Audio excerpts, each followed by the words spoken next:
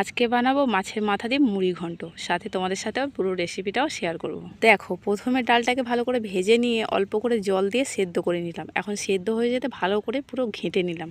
আবারও অল্প পরিমাণে জল দিয়ে নিলাম, ঠিক যতটা জল দরকার ততটাই দিয়েছি। এবার কড়ায় তেল দিয়ে 3টে শুকনো লঙ্কা, 5 ফোড়ন, পেঁয়াজ সব দিয়ে মশলাটা একটু নেড়েচেড়ে দিয়ে দিলাম রসুন বাটা।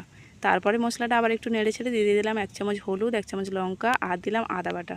এবার মশলাটা একটু নেড়েচেড়ে দিয়ে দিলাম মাছের মাথা। মাছের মাথাটা ভেঙে নিয়ে দিয়ে দিলাম ডালটা দিয়ে একটু নেড়ে দিয়ে দিলাম পরিমাণ মতো লবণ। এবার ডালটা ফুটিয়ে নিয়ে দিলাম 1 চামচ গরম মশলা আর 1 চামচ জিরে গুঁড়ো। বাস ডালটাকে ফুটিয়ে নিয়ে নামিয়ে নিলাম। জানো তো, এটা আমি উড়িষ্যায় এসে তৈরি করেছি, তাই কিছু কিছু মশলা আমার ছিল না বলে দিতে পারিনি। এখানে বাবা একা থাকে, সব মশলা দিয়ে তরকারি করে না, তাই কিছু মশলা রাখেও নি বাবা। যেই মশলাগুলো ছিল সেগুলো দিয়েই আজকের মুড়ি ঘন্টটা বানানো হলো। ভিডিওটা তোমাদের কেমন লাগলো অবশ্যই কমেন্টে জানিও। এটা তো খেতে ভীষণ টেস্টি হয়েছিল। চলো তোমরাও বাড়িতে বানিয়ে ফেলো। আজকের মতো টাটা, দেখা হচ্ছে কালকে।